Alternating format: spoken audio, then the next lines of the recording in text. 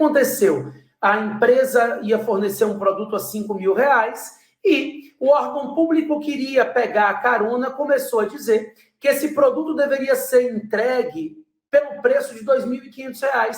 Se o sujeito vai comprar 10 cadeiras, R$5.000 cada uma, se outra empresa que vai pegar carona nessa licitação pode comprar 5 cadeiras a R$5.000 e não 10 cadeiras a R$2.500. Eu não sei se vocês me entenderam, mas a empresa iria sofrer um prejuízo de metade do valor porque ela iria aceitar a adesão à ata e estava considerando que a lei estabelecia que o limite era 50%. Então, olha o impacto que isso gera para a empresa e olha o impacto que isso gera na carreira desse profissional que não conseguiu orientar a empresa que buscou ele como advogado para orientá-lo.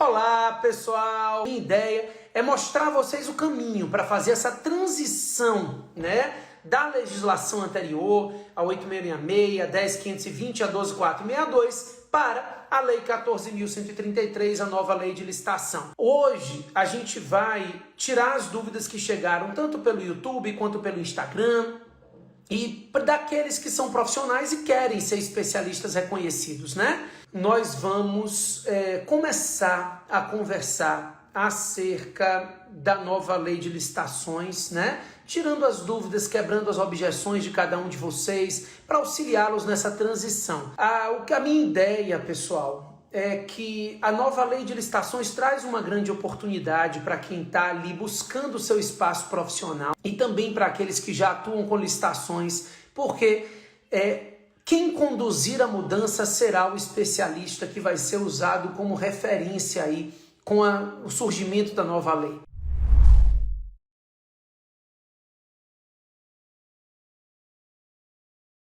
É importante que você e todos que estão me ouvindo comecem a entender a importância de ser um especialista reconhecido na nova lei. O quanto você vai agregar valor para o seu cliente. Seja o seu cliente uma empresa que atua nas licitações e contratos, seja o seu cliente um órgão ou entidade pública, né, um determinado município. Os prefeitos já estão começando a pressionar para utilizar a nova lei, aproveitar os valores de dispensa maiores, os prazos maiores, né, de validade da ata de registro de preço, porque pode ser em dobro, né, pode ser prorrogado. Então, é muito importante que você se especialize. Muitas vezes você pensa assim, olha, mas especialização não é barato, eu não sei se vai ter resultado. Com certeza vai. Quando você investe em você, quando você investe na sua profissionalização, dificilmente você não obtém resultados. Mas nesse momento especificamente você ainda tem uma oportunidade fora da normalidade, né? A edição de uma nova lei que reestrutura todas as contratações públicas gera uma carência de profissionais que conheçam essa lei e que entendam os meandros dessa lei para conduzir essa mudança. Então essa transição da legislação anterior para a nova vai ter que ser feita por especialistas. E quem se portar como condutor dessa transição é quem vai ser a pessoa que vai estar posicionada lá em cima no mercado. Então, essa é uma oportunidade. No quesito experiência está todo mundo zerado, porque a gente tem uma nova legislação com a nova estruturação e ou você conduz a mudança ou é conduzido por ela. Não tem jeito. Se você atua com licitações e contratos, você vai ter que aceitar essa mudança. O ideal é que você conduza essa mudança. Para você ser reconhecido, você tem que ter conhecimento. Você tem que ser a pessoa que vai mostrar aquele gestor público, que é a dúvida aqui, por exemplo, do Francisco. Você é a pessoa que vai mostrar aquele gestor público que você pode aproveitar essa exclusividade para uma inexigibilidade de licitação. A grande questão trazida pelo Francisco diz respeito ao aspecto do antigo 25, inciso 2 da 8666 e que agora está no artigo 74, inciso 3 da Lei 14.133, que é a contratação por inexigibilidade daqueles que, para contratação de serviço técnico especializado. A lei anterior falava serviço técnico especializado de natureza singular, com profissionais de notória especialização. A nova lei fala serviço técnico especializado com profissionais de notória especialização, retirando aquela exigência de natureza singular. E isso vem gerando a possibilidade da utilização da inexigibilidade para a contratação de serviço de advogado, de contador, sem que seja para um único caso específico, para um detalhezinho somente, para um caso diferenciado. Você vai poder utilizar essa inexigibilidade de forma mais geral, né? Nos termos diretos da lei, do artigo 74 da nova lei, né? Então, esse é o momento de você mostrar ao gestor público como você vai ajudar ele a conduzir essa mudança. Qual é o benefício para você, que é assessor jurídico? Primeiro, você vai se tornar o especialista daquela região, né? Os gestores municipais vão dizer onde é que eu vou encontrar alguém para me dar consultoria e vão dizer, ó, fulano de tal, está trabalhando na gestão tal e tem feito tal e tal coisa, implementou o portal nacional ali, criou decretos tratando disso, ou seja, todo mundo vai te buscar ali. Segundo, você vai auxiliar que esses gestores não tenham responsabilização por erros na nova lei. Terceiro, você também vai evitar a responsabilização sua e vai gerar uma implementação do novo sistema dentro do município que você vai ser o condutor, né? A mesma coisa você pensa quando você estiver tratando de um advogado de uma empresa privada. Esse advogado de uma empresa privada, ele vai permitir que essa empresa participe das licitações feitas à luz da 1433, que a empresa faça impugnações quando houver alguma inconsistência naquele edital e isso pode beneficiar ela, pode ser a diferença entre ganhar ou perder um processo licitatório, né? Você vai ver lá um diálogo competitivo e essa empresa diz, eu vou participar como? Ó, querida, ou você participa agora apresentando o projeto de solução ou depois não pode dar proposta, não vai ser aceita a sua proposta. Ou seja, é você agregar valor ao seu cliente, é você mostrar que o seu conhecimento faz com que ele ganhe. E isso vai fazer com que o seu trabalho tenha valor agregado, né? Isso é importante. É por isso que você precisa ter esse conhecimento. Então, quando ele diz, olha, eu preciso fazer a contratação de um contador, mas não é uma contratação de natureza singular. E aí você vai juntar o artigo 74, inciso 3, mostrando que a inexigibilidade de licitação para serviço técnico especializado não exige mais a singularidade do serviço. Apesar de alguns doutrinadores dizerem que isso vai de encontro à inexigibilidade, o fato é que a natureza de inexigibilidade é pautada pela própria lei e ela de propósito fez essa alteração. Então, tudo isso, pessoal, você vai agregar valor ao seu trabalho. Provavelmente, você vai se comprometer a se tornar esse especialista reconhecido. Se você fizer esse investimento, você vai se exigir e você vai se tornar, e você vai ganhar um posicionamento no mercado que você nunca imaginou, né? Daí a importância de aproveitar essa oportunidade da nova lei. É por isso que a gente está trabalhando tanto isso.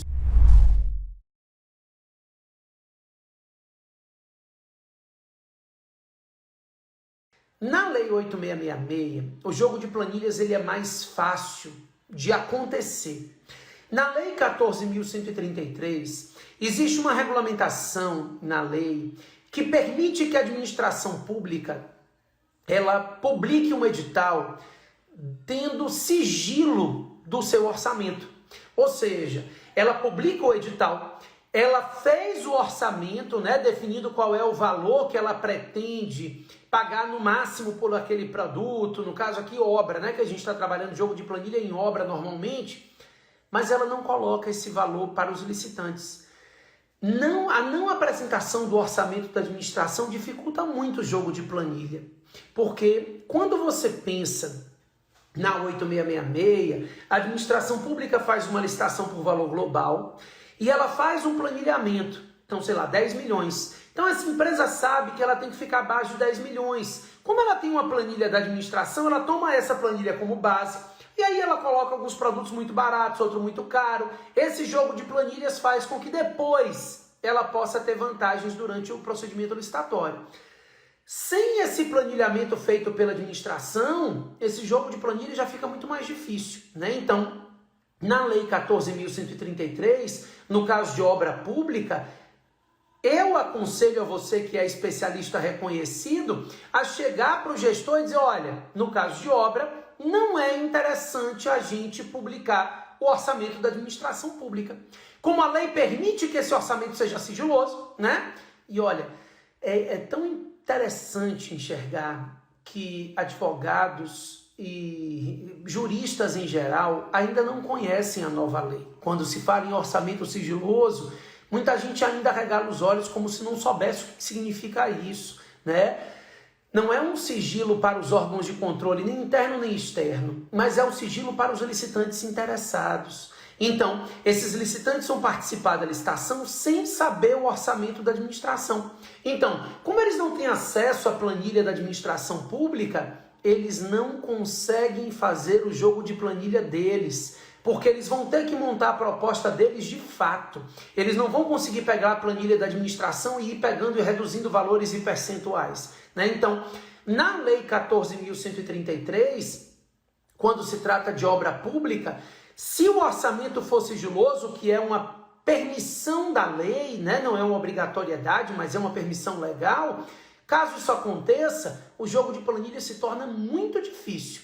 Na 8666, como o orçamento não pode ser sigiloso, esse jogo de planilha consegue ser detectado quando você vê discrepâncias muito altas entre o planilhamento da administração e a proposta apresentada, né? Então, você vê, por exemplo, que num determinado serviço o sujeito está cobrando o dobro do que a administração tinha orçado, e em outro serviço ela está cobrando metade. Isso é jogo de planilha, porque ela sabe que aquela planilha do dobro é o serviço que vai ser executado com maior intensidade, que pode gerar maiores alterações. Então, isso é detectável, tá? Embora em alguns casos seja um pouco mais cuidadosa. Com a nova lei, você vai atuar como especialista reconhecido, vai orientar o gestor público a colocar o orçamento sigiloso nas contratações de obra e dificilmente esse jogo de planilha vai acontecer de forma a prejudicar a administração pública.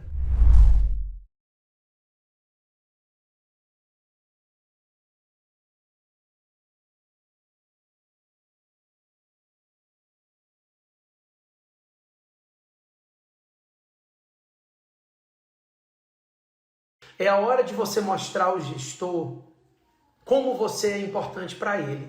É a forma de você mostrar ao prefeito como é importante a sua consultoria ali dentro daquele município. Como isso agrega valor para ele no exercício da atividade, como isso agrega valor ao município, né? E aí, com isso, você joga a importância do seu trabalho lá para cima. Você mostra e você se posiciona no mercado como esse especialista. Vamos por partes. Primeiro, a gente precisa diferenciar reajuste, repactuação e revisão contratual. Se a empresa estiver pedindo reajuste, esse reajuste diz respeito ao aumento do custo dos insumos.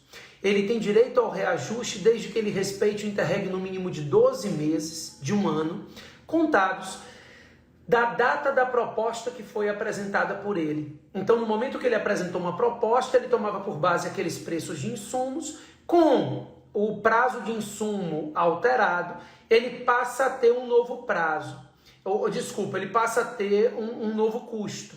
E aí a partir de 12 meses depois da proposta, ele pode pedir o reajuste. A repactuação é similar, só que a repactuação não tem a ver com custo de insumos, tem a ver com mão de obra. Então são 12 meses tomados da data da convenção coletiva de trabalho que foi usada para a proposta dele. Então, se ele apresentou uma proposta em outubro, mas tomava por base a convenção coletiva de trabalho de março, em março do outro ano, ele já pode pedir a repactuação, que diz respeito aos custos com mão de obra. Tanto o reajuste quanto a repactuação podem ser feitos por apostilamento, e é isso que você vai conversar com o seu gestor. Agora, a revisão contratual não. Essa tem que ser feita por aditivo, e nesse caso, para ele pedir a revisão antes dos 12 meses, com valores mais altos, ele realmente vai ter que demonstrar que houve um prejuízo, uma situação excepcional que desequilibrou aquele contrato. Caso ele não consiga continuar a execução do contrato, existe uma dispensa de licitação da 8666, porque aqui a gente está tratando de um contrato já vigente, então certamente é a 8666. Existe uma hipótese de dispensa de contratação do remanescente da obra com o segundo colocado do processo licitatório. Então, mostre tudo isso a esse prefeito, mostre ao seu gestor os caminhos a serem tomados, sem dúvida nenhuma, ele vai valorizar demais a sua consultoria, tá? Sim, em algumas regras a gente fala sim da possibilidade de manutenção dos efeitos, e no caso especificamente de contratos administrativos, a Lei 14.133 trata do tema, tá? Então, a Lei 14.133 fala que essa anulação do ato administrativo, ela pode não retroagir, e além de poder não retroagir, ainda é possível que se dê caso prospectivo a ela. Ou seja, eu posso dizer que esse ato administrativo será anulado a partir de tal data, né? Então, essa nulidade pode ter efeito prospectivo. É possível, e isso aí está nos artigos 71, basicamente ele fala ali da possibilidade dessa nulidade ter efeitos prospectivos ou até mesmo efeitos posteriores. Os artigos 148, 149 tratam dessa possibilidade, inclusive, de se resolver em perdas e danos. Nós devemos sim mostrar as novidades e os benefícios da sua utilização. Esse é o momento de conduzir essa mudança. Você vai mostrar a esse gestor público como ele pode se valer de valores muito mais altos para dispensa, como ele pode se aproveitar e prorrogar a ata de registro de preço, como ele pode aproveitar a nova lei de licitação para fazer tudo, por exemplo, com um procedimento similar ao do pregão, até mesmo uma obra, com um agente de contratação ao invés de uma comissão designada, né? Ou seja, a nova lei, ela vai ter uma resistência, sempre existe a resistência, mas não tem jeito, né? Falta 1 ano e meio para a única lei vigente ser ela. Quanto antes você se mostrar reconhecido e especialista nessa lei, você vai conseguir mostrar para esse gestor que a implementação dessa lei é urgente, importante e benéfica para ele. Ele vai ter que fazer, mais cedo ou mais tarde. Quanto mais cedo, mais benéfico, e é você que vai mostrar isso. É você que vai implementar essa mudança e se tornar esse especialista reconhecido.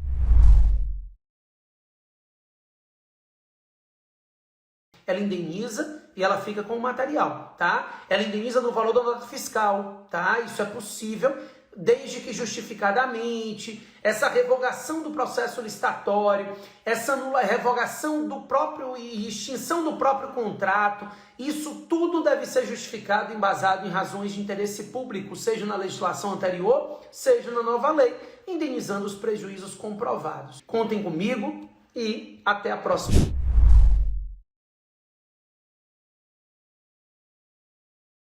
Essa consultoria, ela foi feita, a empresa fez a consultoria para o seu advogado, porque efetivamente a empresa estava prestes a vender o produto pela metade do preço, acreditem se quiser, né? Então, para vocês entenderem como são coisas pequenas, coisas mínimas, que a pessoa que não entende a nova lei de licitação, não entende a licitação em geral, acaba se confundindo. Então, o que aconteceu? A empresa ia fornecer um produto a R$5.000 e o órgão público queria pegar a carona, começou a dizer que esse produto deveria ser entregue pelo preço de R$2.500.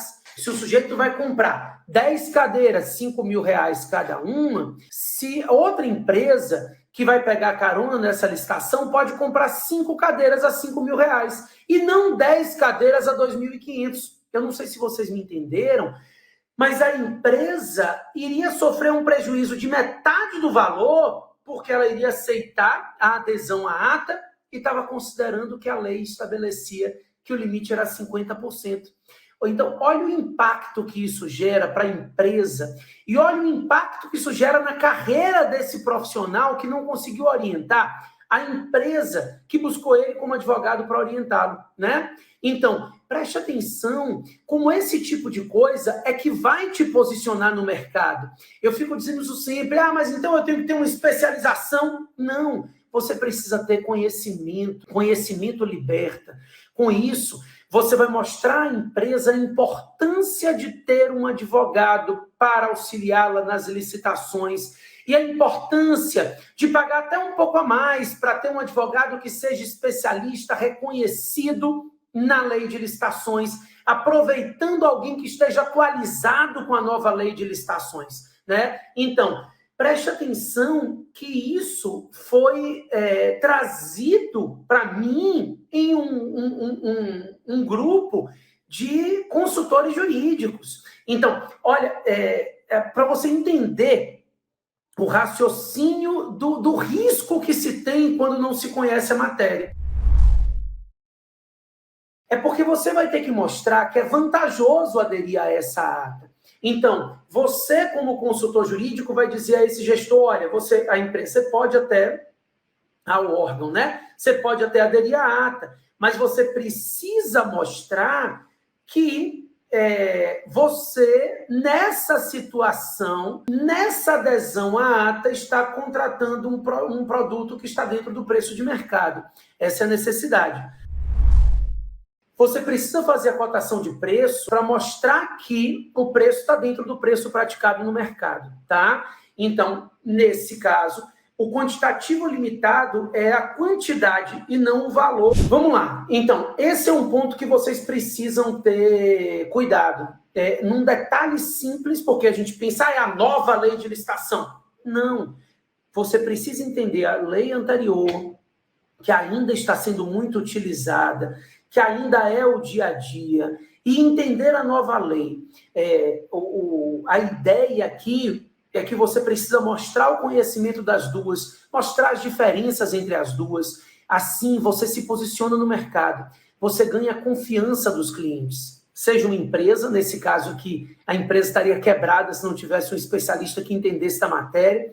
Seja o órgão público que vai precisar de um consultor jurídico para implementação, né?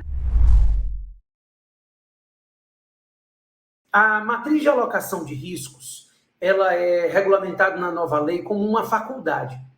Então, esse é o primeiro ponto. Você, como advogado, como consultor, como procurador, precisa analisar se é interessante para aquele contrato manter as regras de risco gerais de contratos, ou seja, a regra geral da lei, ou se é interessante criar uma matriz de alocação de risco. Essa matriz vai redividir os riscos entre a administração e o particular contratado. E isso gera uma reorganização de custos, né? Isso gera um aumento de custo no contrato. Então, eu preciso verificar se esse aumento de custo no contrato está dentro do contexto aceito, né? Ou seja, se é melhor assumir esse custo a mais para reduzir o risco, ou se é melhor manter a regra de risco da lei. Então, cabe a você, consultor jurídico, analisar isso caso a caso, mostrar ao gestor público por que a matriz de alocação de risco nesse contrato é importante. Você, advogado da empresa, precisa aprender a ler a matriz de alocação de risco para que a empresa consiga, no momento de apresentar a proposta dela, colocar o custo dessa matriz. Então, tudo isso vai ser necessário. Então, adianta, é o que a gente estava conversando, adianta você aparecer lá com uma especialização em licitações, né, um certificado, um título de licitação, se quando ele te apresentar uma matriz de alocação de risco, você não souber o que fazer com ela, não adianta nada. Então, essa empresa, ela vai buscar e valorizar esse advogado que vai pegar essa matriz de alocação de risco e vai dizer, olha, essa matriz está transferindo para a empresa um valor X. Nós precisaremos, né, por exemplo, o risco de uma situação de força maior. Então, nós precisaremos de um seguro. Esse seguro tem um custo X. E se o seguro tem esse custo X, a gente precisa analisar como embutir esse custo na proposta. Isso é você, advogado da empresa. Agora você, advogado do órgão público, consultor jurídico desse órgão, vai dizer, olha, nesse contrato aqui, não vale a pena, porque vai gerar um custo X para a empresa, o contrato vai aumentar em 20% e a chance desse risco de se tornar um dano é muito baixa para a administração. Aqui tem uma questão importante, tá? Primeiro, é enxergar que na Lei 8666, a regra de subcontratação era que, para ser possível a contratação, deveria ter previsão no edital e no contrato. Então, você, enquanto especialista, vai precisar orientar o órgão público no sentido de que você vai explicar que é interessante permitir a subcontratação de algumas atividades e, por isso, ele precisa inserir isso no contrato. Na Lei 14.133, você vai dizer o contrário, olha, não precisa mais haver a permissão no edital e no contrato, porque a Lei 14.133, ela permite a subcontratação desde que não haja vedação no edital e no contrato. Então, não havendo vedação no edital e no contrato, a subcontratação é possível, né? E aí, claro, a subcontratação, ela tem que ser parcial. Não é possível subcontratar o contrato inteiro, tá? Isso é importante. E aí é que entra você. Você, especialista reconhecido, que vai mostrar ao órgão público, olha, essa subcontratação é importante. É importante para que essa atividade seja concluída, para que essa obra seja feita. Você não pode pagar o subcontratado, você precisa pagar ao contratado da administração pública. Você, especialista reconhecido, vai ter que explicar a esse órgão público que ele não pode pagar o subcontratado, mas que é importante permitir essa subcontratação parcial, porque ela vai viabilizar a conclusão daquele objeto, daquele contrato, daquela obra. Então, tudo isso você vai precisar mostrar a ele durante a gestão do contrato. Parece coisa pequena, mas é o que vai diferenciar a pessoa que tem o traquejo nas contratações públicas daquele que não sabe, ou que está querendo começar ainda, né? Então, é importante começar com uma cancha de experiência, e isso vai te posicionar dessa forma.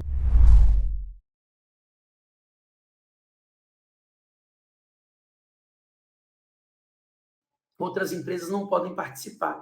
E olha você de novo, especialista reconhecido, dizendo à empresa, olha, essa contratação vai ser uma contratação alta. Se você quiser apresentar proposta depois, você tem que trazer um projeto de solução agora. Porque se você não trouxer o projeto de solução agora, durante o início do diálogo competitivo, depois você não vai poder apresentar sua proposta. Então, você como advogado vai ganhar milhares de pontos aí para essa empresa, que vai dizer, olha, é para isso que eu pago uma consultoria. Pago uma consultoria para que a gente tenha efetivamente essa possibilidade, né? Então, essa é a importância de você mostrar o conhecimento. E a mesma coisa você, consultor jurídico. Chega lá uma proposta num diálogo competitivo de uma empresa que não apresentou na primeira fase lá projeto de solução. E aí você aceita. Olha a confusão armada, né? Órgãos de controle em cima do gestor e a confusão toda mal estruturada por conta do procedimento licitatório que não tinha um consultor que entendesse os detalhes da lei. Essa é a importância de você se mostrar como uma pessoa que entende. Sim, agora a concorrência cabe em todos os casos. As modalidades tomada e convite deixaram de existir e hoje se utiliza a concorrência mesmo. Isso não é pior, porque o procedimento licitatório da concorrência é um procedimento licitatório muito mais simples do que a concorrência da 8666. Obrigado a vocês por participarem, por estarem aqui comigo. Convide os amigos de vocês que atuam com licitações e contratos para virem participar, porque esse espaço é de vocês. Combinado? Valeu, galera. Até a próxima, hein?